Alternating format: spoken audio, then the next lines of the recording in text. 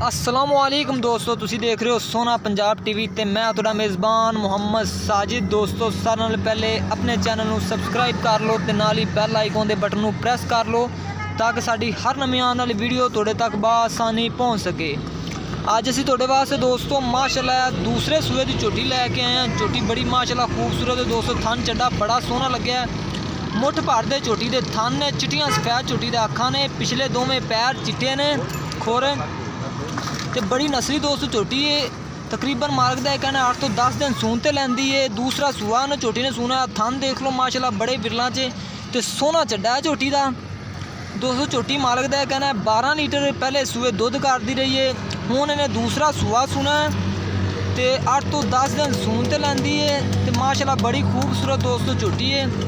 थन चड्डा देख लो माशाअल्लाह दोस्तों, बड़ा झोटी ने चड्डा बनाना है। अभी तक दिन तकरीबन 8 तो 10 लैंदी है। चिट्टा मत्था है, दोवें अखां चिट्टियां ने झोटी दियां।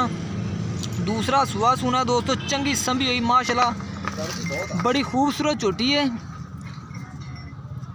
देख लो दोस्तों माशाअल्लाह सोहना चड्डा है झोटी थले। थन चड्डा बड़ा सोहना है, कद काठ भी माशाअल्लाह बड़ा सोहना है। ते मालक कहती दोस्तों 2,20,000 रुपये मालक है इस झोटी की डिमांड करते हैं, जी कि साढ़े कैमरे के सामने आ दिख रही है।